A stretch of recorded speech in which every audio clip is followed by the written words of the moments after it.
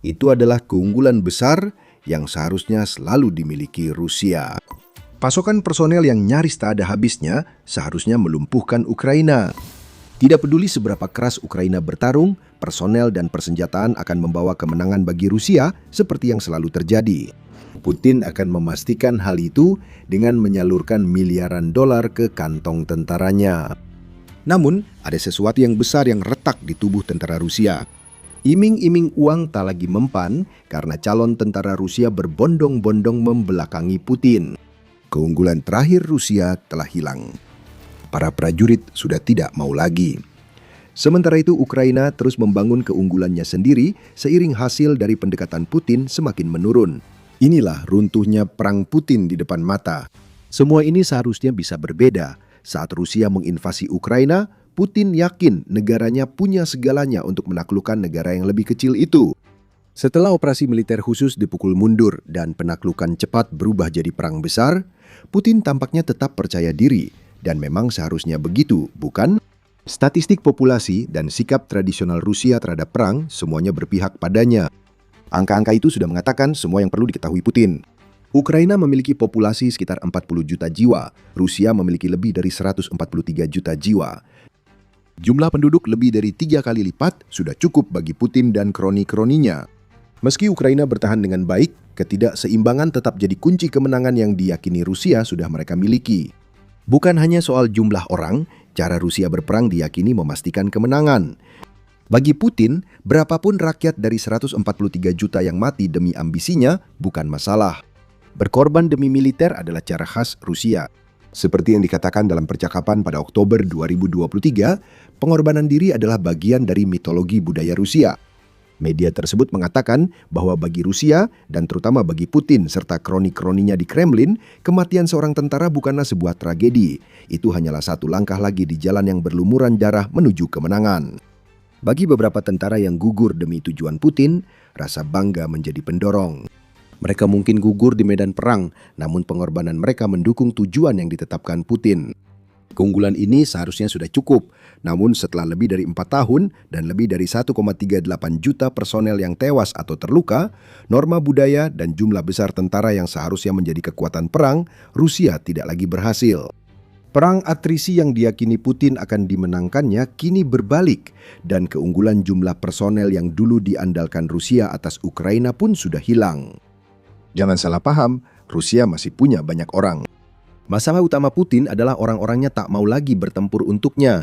Dan saat kita semakin jauh memasuki tahun 2026, sebuah tren mulai muncul, terutama dalam perekrutan militer Rusia, yang menunjukkan kepada kita sebuah masalah yang dulu Putin kira tidak akan pernah ada, kini mulai menjadi kenyataan. Dalam laporan tanggal 14 Juni, CNN mengatakan bahwa keunggulan jumlah personel Rusia mulai menurun, dan mereka menunjuk pada tingkat perekrutan sukarelawan Rusia sebagai bukti utama yang menyoroti alasannya. Bayangkan diri Anda sebagai warga sipil Rusia sebentar.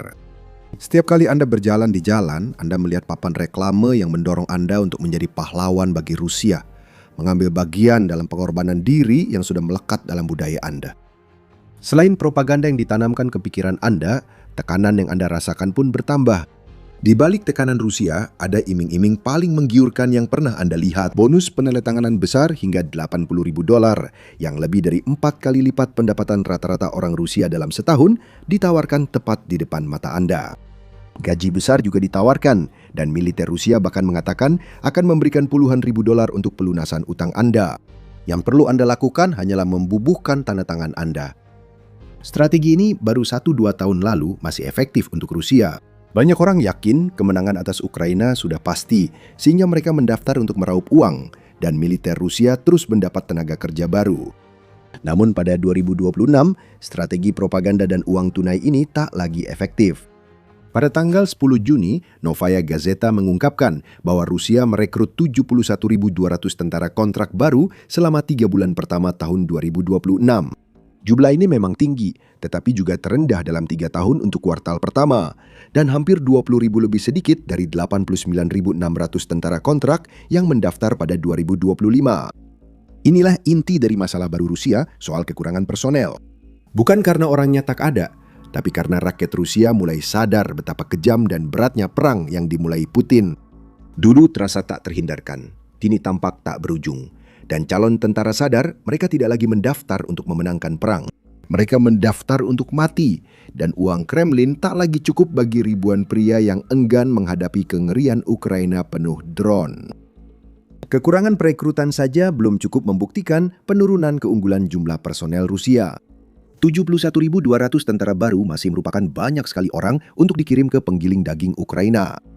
Namun di balik anjloknya angka perekrutan, ada masalah lebih besar yang memperparah tantangan jumlah personel yang tak diduga Rusia. Orang suruhan Putin dieliminasi lebih cepat dari Rusia bisa menggantinya. Rusia membayar orang untuk berperang di Ukraina, bukan memaksa mereka, dan pendekatan ini sudah jadi masalah sejak awal. Namun saat digabungkan dengan Ukraina yang kini jadi mesin pembunuh yang lebih efisien daripada sebelumnya, ini jadi bencana bagi Putin dan ambisinya. Mari kita tinjau kembali angka 71.200 tentara yang direkrut itu sejenak. Angka tersebut mencakup periode antara Januari dan Maret 2026.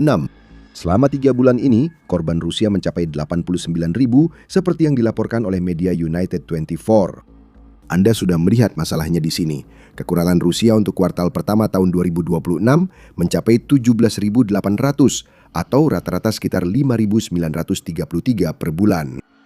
Dengan kata lain, setiap bulan selama kuartal pertama tahun 2026, tentara Rusia kekurangan beberapa ribu prajurit dibandingkan bulan sebelumnya. Dan bukan berarti kuartal kedua 2026 lebih baik bagi Rusia. Pada bulan April, Putin kehilangan 35.000 prajurit lagi.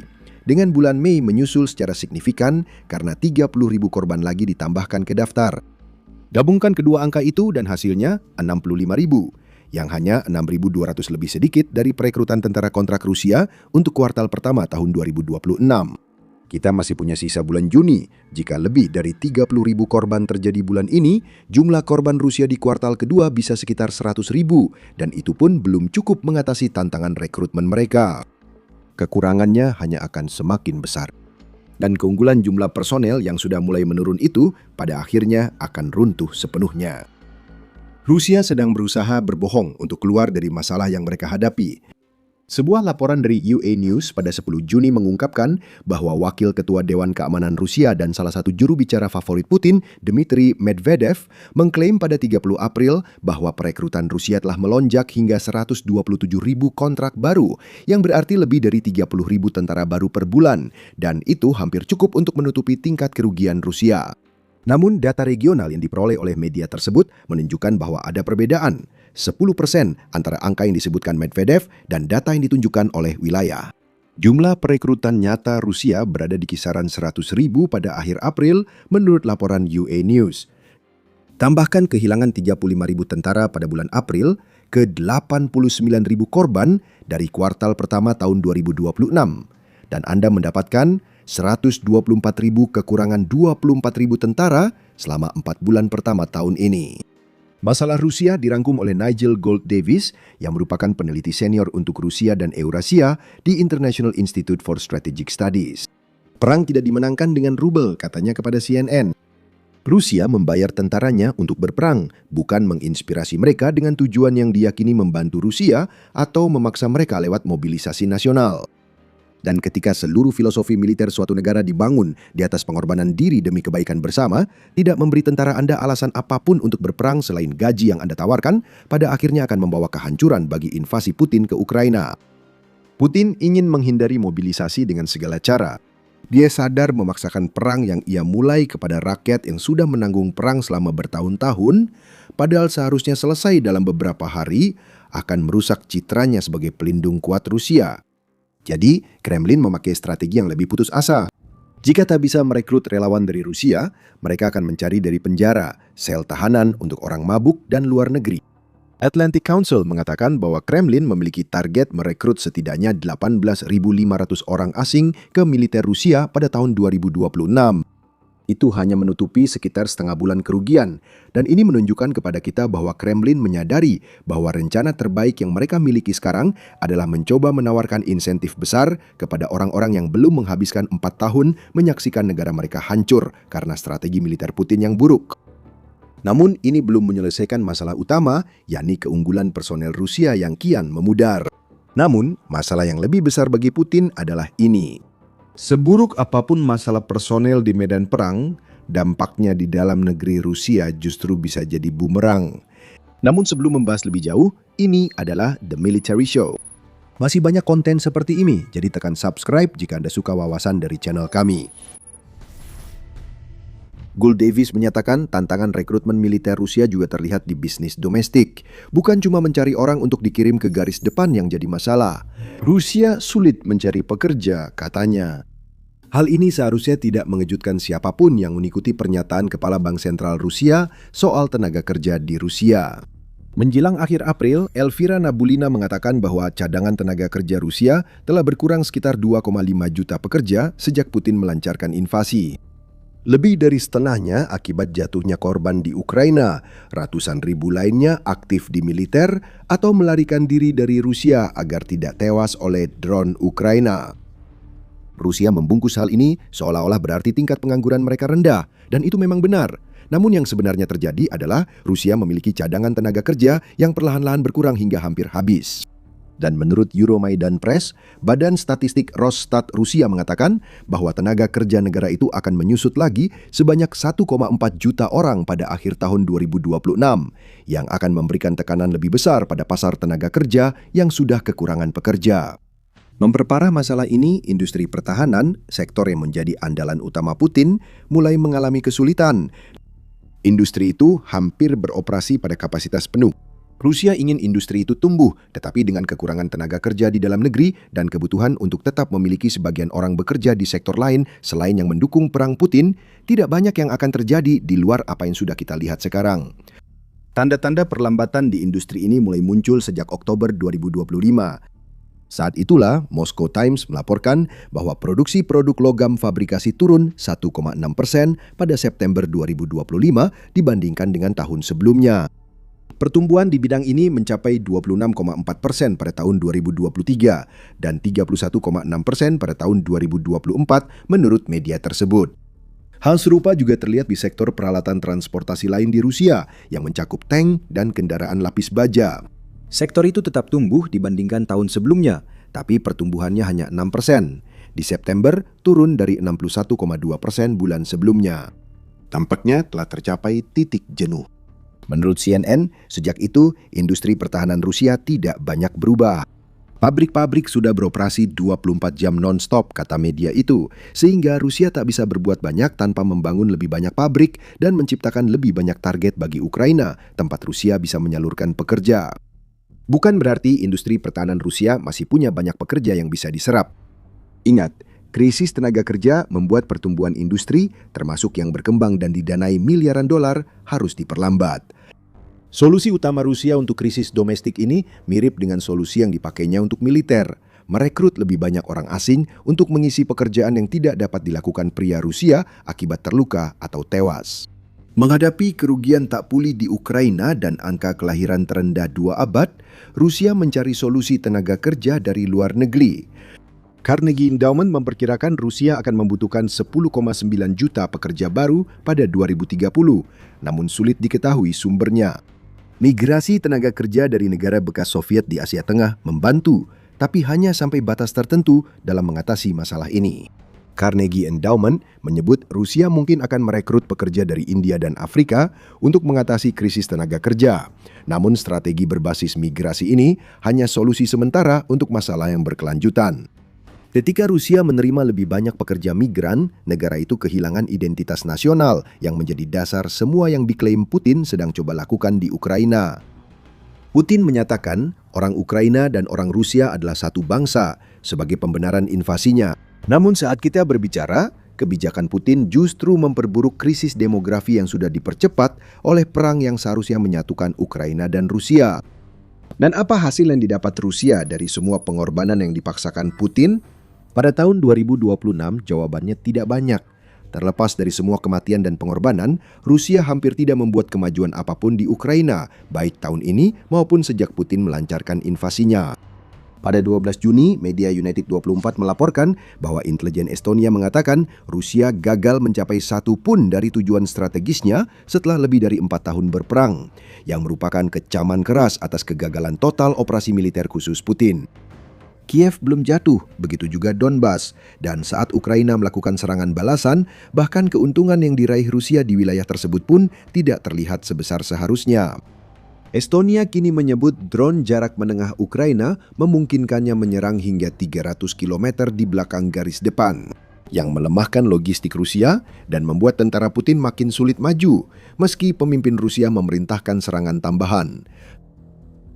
Hal ini memicu krisis personel di Rusia karena tentara yang dipaksa bertempur dengan dukungan minim tewas lebih cepat akibat drone Ukraina. Dan mengenai keuntungan yang diraih Rusia, mereka tidak terlalu besar pada tahun 2026. France 24 melaporkan tentara Rusia kehilangan lebih banyak wilayah daripada yang didapatkan pada April dan Mei, berbanding terbalik dengan peran pasukan penyerang.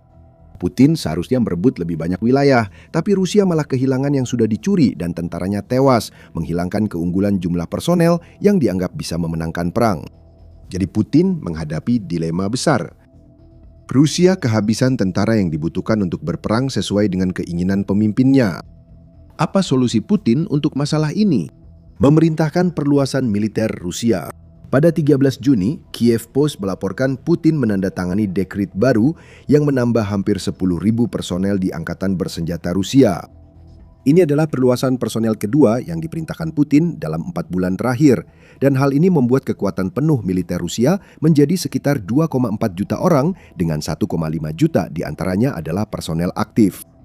Sekarang, 10.000 tentara memang tidak terdengar seperti jumlah yang besar, tetapi fakta bahwa ini adalah dekret kedua yang ditandatangani pada tahun 2026 untuk perluasan menunjukkan kepada kita bahwa Putin memang tidak mau menerima kenyataan.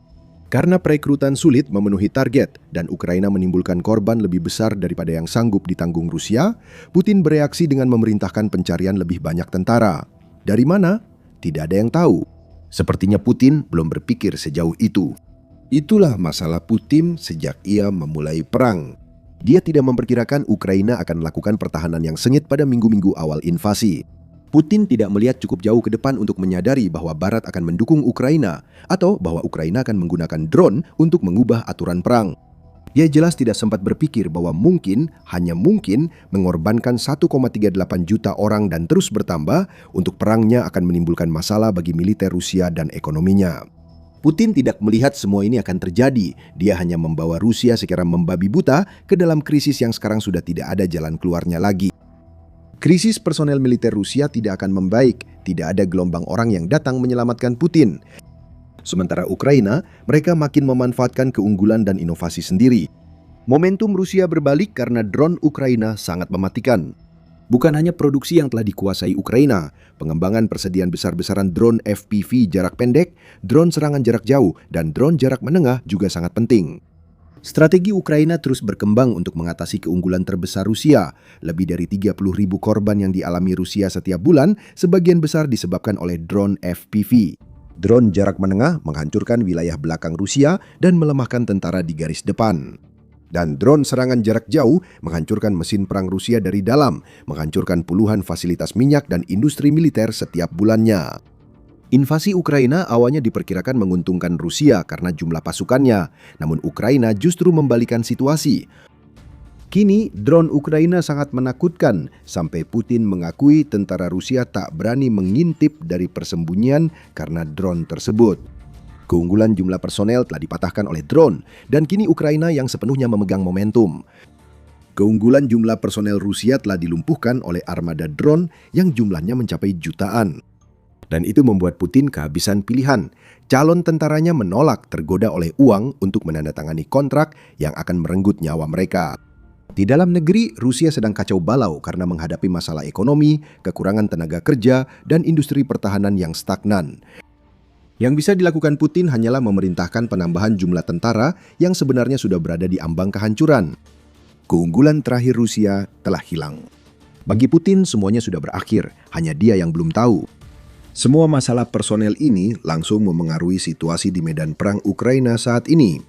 Kerugian Rusia mencapai rekor baru ketika Ukraina memanfaatkan lemahnya militer Putin untuk menimbulkan kerusakan yang lebih besar daripada sebelumnya. Serangan musim semi Moskwa sudah gagal. Serangan musim panasnya kini berantakan. Tonton video kami untuk mengetahui alasannya. Jika Anda suka, jangan lupa berlangganan The Military Show untuk mengikuti kehancuran Rusia oleh Ukraina. Terima kasih telah menonton.